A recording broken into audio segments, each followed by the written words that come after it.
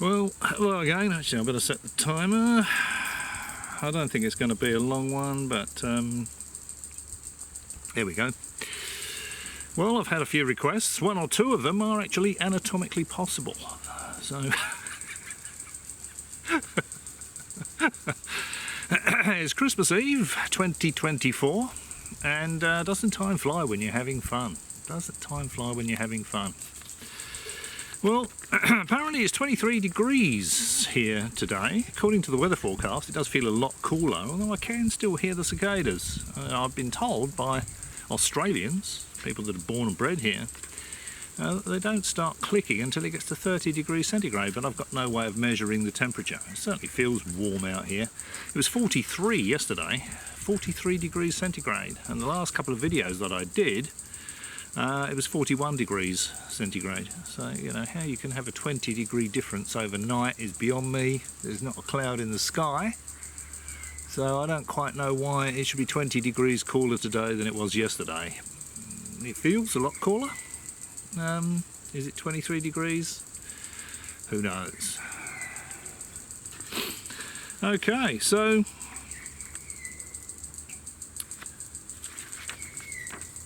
first of all, I'd like to say thank you very much indeed for supporting the channel, to all the subscriber. Thanks for the support on the channel, everyone that watches the videos and comments on the videos. That's much appreciated, and a very Merry Christmas to all of you and to all of your families. And hopefully I'll be making some videos next year as well.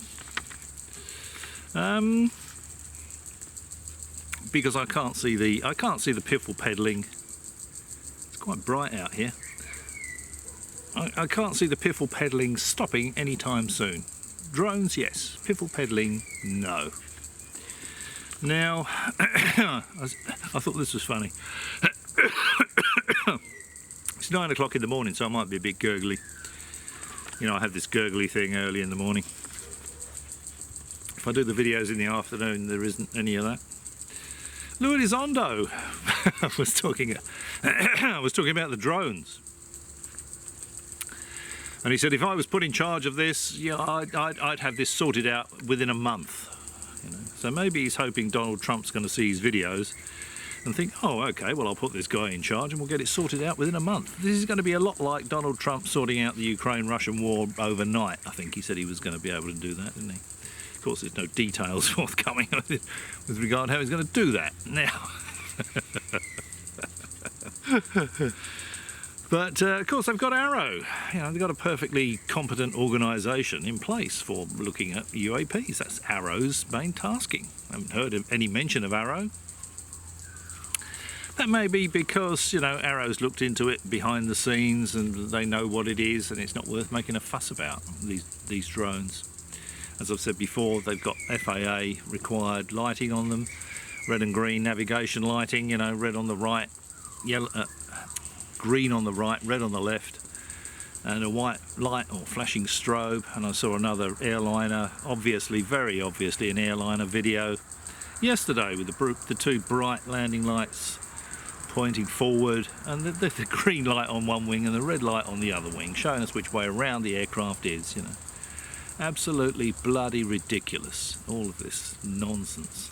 Can you imagine putting Louis Elizondo in charge of Arrow?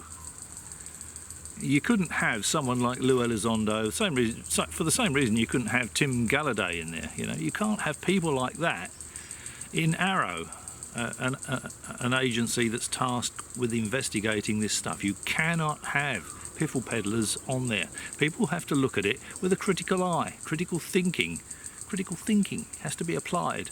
You can't have someone in there like Louis Elizondo that can't tell the difference between a chandelier and an alien mothership. You know, that's got books to sell on the subject. You know, imminent threat from ET, from UFOs. And of course there isn't. He's just drumming up a bit of hype for his book. He's got a book to sell. You know, you cannot possibly put Louis Elizondo in charge of that.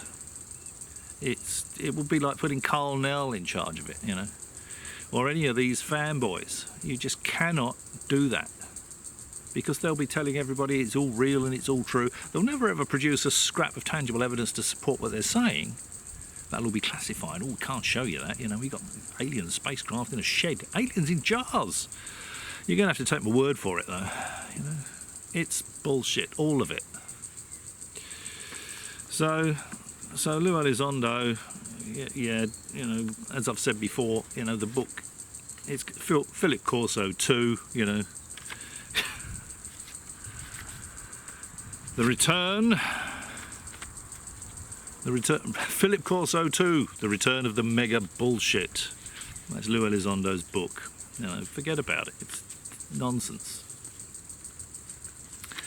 Don't worry about the drones. You know, it only seems to be happening in America. You know, when the people sort of get drone hysteria. It's like these UFO flaps. It sort of gives us an indication of how real the UFO flaps in the past have been. That means that they weren't real at all, you know, because you've got this drone flap, and it's only happening in New Jersey. It's not happening anywhere else. Certainly haven't seen any drones here, as I've said before. You know, I live right up in the air. I've never seen a drone here. Never seen a drone over the city or the Air Force base. I go past it quite frequently. Or submarine base over the back here. It's nonsense, you know. Only in America. Everything suddenly becomes a drone, and all these videos of airliners prove that point, you know. All these videos of civilian airliners, and people, oh well, look at that, you know, and even the YouTube channels, oh, that is a mysterious craft, you know, and it's very obviously an airliner, vertical fin lit up, so you can see what airline it is, you know. It's just complete and utter rubbish, all of it. So, yeah, I had the misfortune to stumble across this interview with a guy called Michael Masters, who I think is another Stanford professor, not in engineering or physics or anything useful.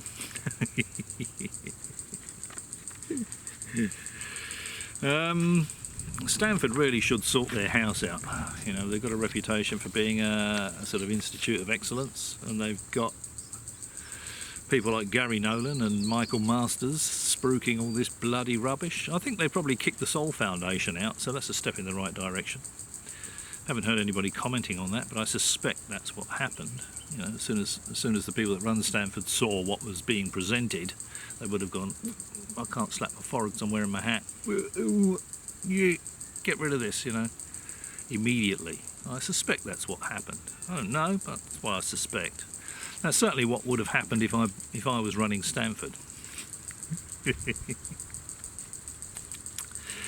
Now, this Mr. Masters, he was telling this guy about his telepathic communication with a light. Now, he didn't say whether it was a sort of 40-watt bulb or a 60-watt bulb or might have been an LED lamp, you know. Telepathic communication with this white light.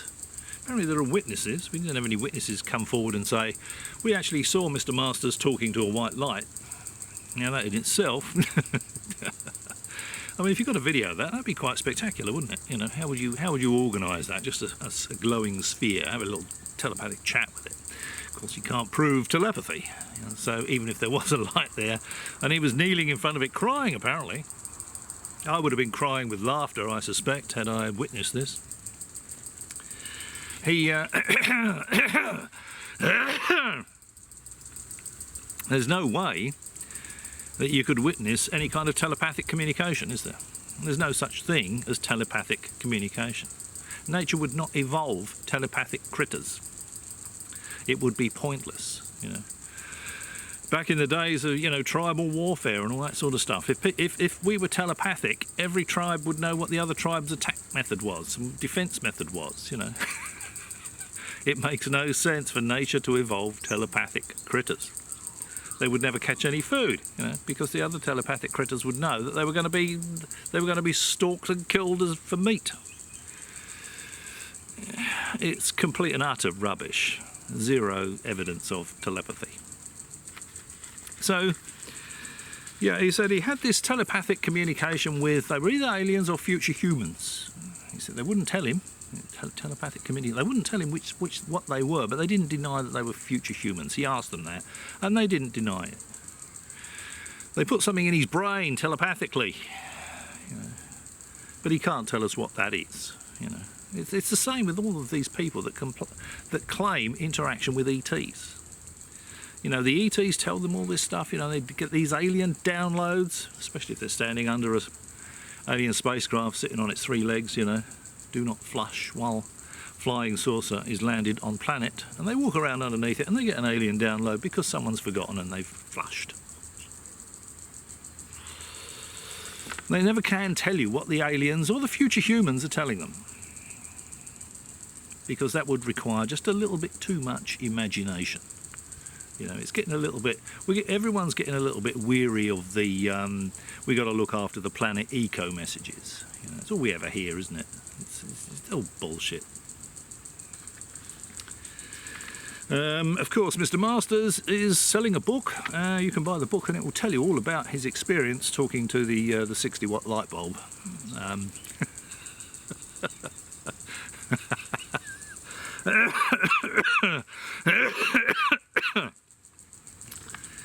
Just another. Personally, it's a personal opinion. I think he's just another piffle-peddler jumping on the bandwagon. Thinks he can make a few quid out of it. You know, get a few interviews. It's working. I mean, he's getting a few interviews. He's probably selling a few books as well. You know, but there's a clique of people that are making a good living out of this, or even using it as a side hustle, I think is the expression the Americans use. None of it's real. It's all bullshit.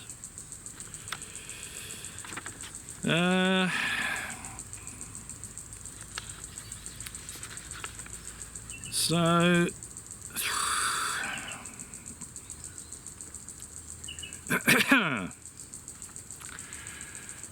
you know, so personally I don't find any of this remotely credible. Do you? You know, on his knees, he's fallen to his knees, he can't stop crying, and he's telepathically communicating with a light. Doesn't tell us what the light said to him. You know, there's no detail. I mean, I could say that, couldn't I? You know?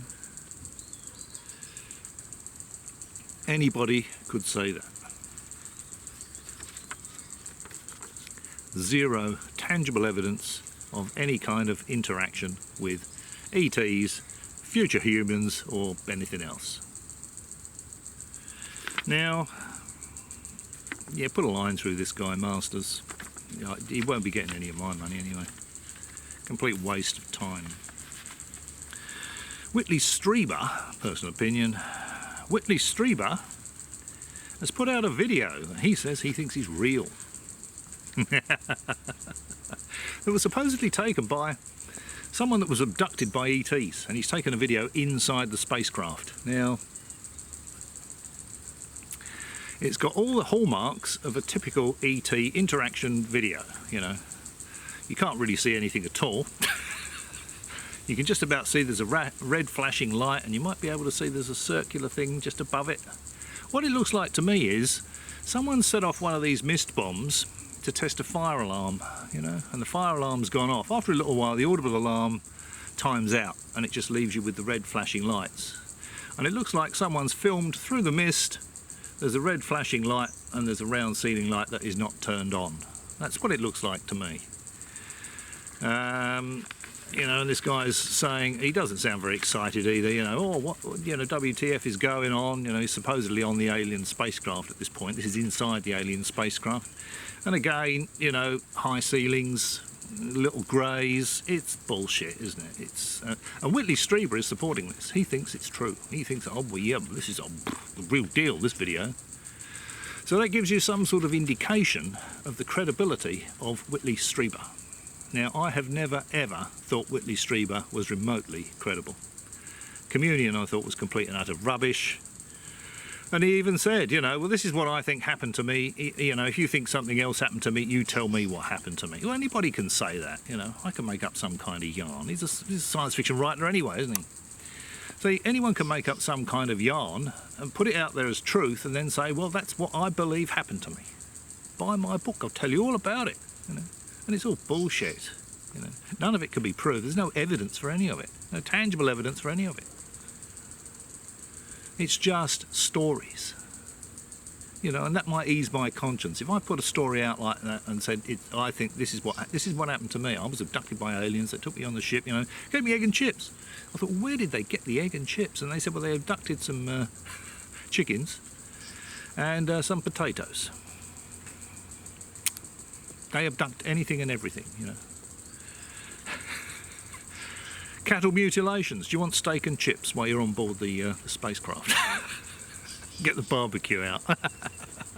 Heat the steak up with dark energy. You don't get the nice lines across it though, like you do with the barbecues here on Earth. What a complete and utter load of rubbish. So put a line through Whitley Strieber. Drivel. Been going for about 15 minutes. I don't think it's going to be a very long one, this one, actually. So, yeah, the video, typical fake video, if you get to see it, you know, the red flashing light, there's a ceiling light, and you can't see anything else, you know. And I suggest, as I said, I think it's probably one of those sort of fog bombs they set off to test fire alarms, audible alarm times out, or he added the WTF is going on soundtrack over it, you know, and muted the sound on the actual video. But it's not real. It's the sort of rubbish Jon Stewart might fall for, you know. You can barely see anything. Yeah, it's only the most gullible of gullible fanboys would even consider there might be something to this. Anyone with an IQ bigger than their shoe size, anyone capable of a bit of critical thought, will put a line through it within 30 seconds. It's just drivel.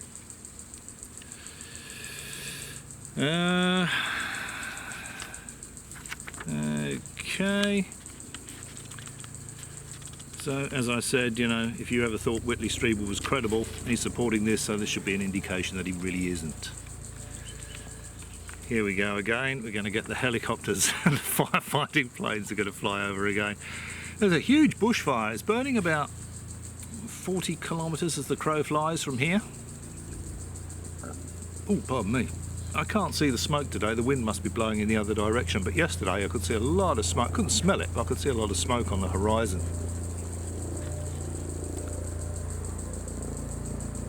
And how loud is this going to get? How close are they today? Oh, he's not too close. But the other day about half a dozen helicopters went over, and it was just like being in a Vietnam War movie. Sitting by a nice, peaceful Tuesday morning.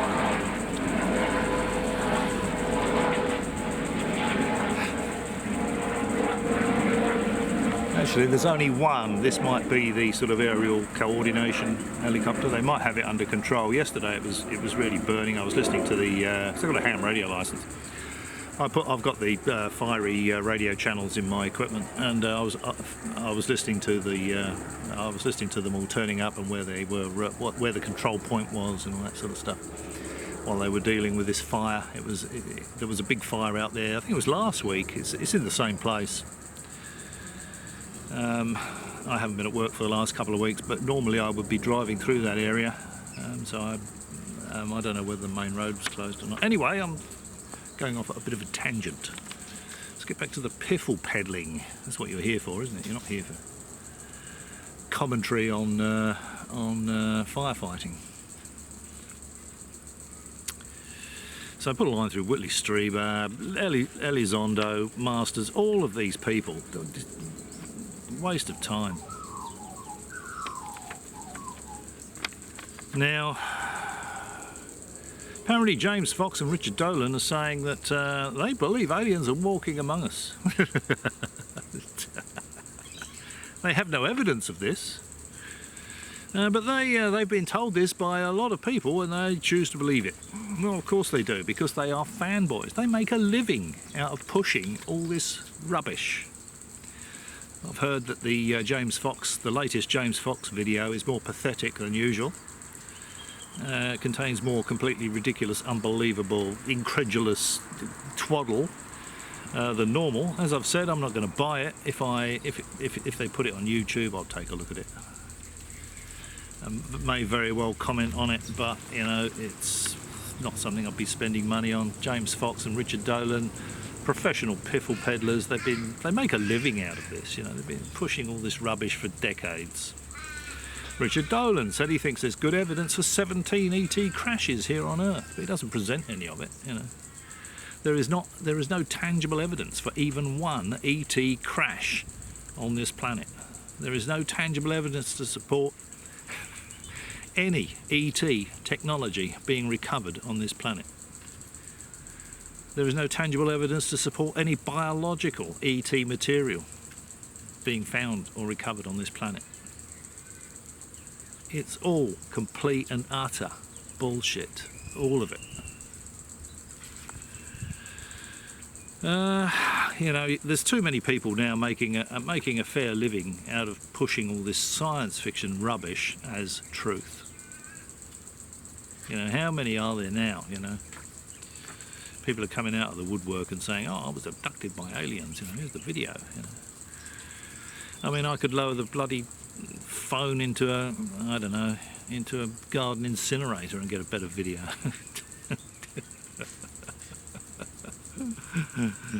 Well, there we go. That's sort of 19 minutes, I think. It's a fairly short one.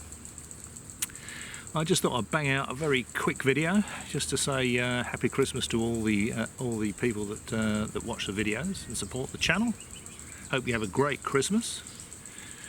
And I'll probably be making another video before the new year because the piffle is coming thick and fast, isn't it? It really is coming thick and fast. So yeah, and remember, shortly after Christmas, everyone's going to get stuck into the Christmas, you know, drinking and eating the turkey and all that sort of stuff. They're going to forget about taking their drones out and flying them around over New Jersey. It's all going to be done and dusted, you know, very shortly. Don't worry about it. Nothing is going to imminently happen. There is no imminent threat to the Earth from aliens. This is just bullshit to create a bit of hype for a book that in itself is bullshit. Philip Corso 2. Take my word for it, it's all true, governor. Saw Philip Corso's son being interviewed, and he said, yeah, well, they had to fabricate it to get it to sell. And Philip Corso said he had to put a lot of rubbish in there, so because he wanted to put his grandkids through school, he needed to sell enough copies. Because initially, when he presented his book, it was just his military memoirs, and the publishers probably said to him, look, you're going to sell 2 copies of this, you know, both of them to your mother. And then when he said he was at Wright-Patterson Air Force Base, then the publishers of the book said, oh, well, if you had something to do with Roswell and the Roswell wreckage, it'll be a bestseller. And of course it was. It was all science fiction, though. None of it was true.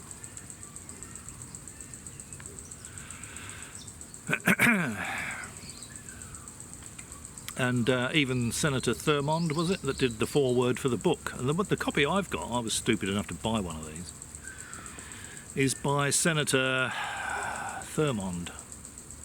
And then when Thurmond saw the book, he said, I want my foreword taken off that book. That's not the book I saw. The book I saw was Corso's military memoirs. This is just rubbish. This is a science fiction story. Now, I don't know whether that makes my copy of The Day After Roswell, of course, and it's changed from Philip Corso's military memoirs, get rid of that title, The Day After Roswell. So I don't know whether that makes my copy worth a few quid, because it's got the foreword by Senator Thurmond. Does that make it worth any money? Maybe if you know, you could let me know. I mean, I've read it, so, you know, I'll be happy to sell it if it's worth, you know, $10,000 or $50,000 or whatever. I'd be more than happy to sell it. It'll save me taking the cover off and hanging it up in the toilet, because it's arse paper. Just like Elizondo's book. It's rubbish. Okay, as usual, if you've struggled through the video all the way to this point, many thanks for watching, and maybe I'll catch you again.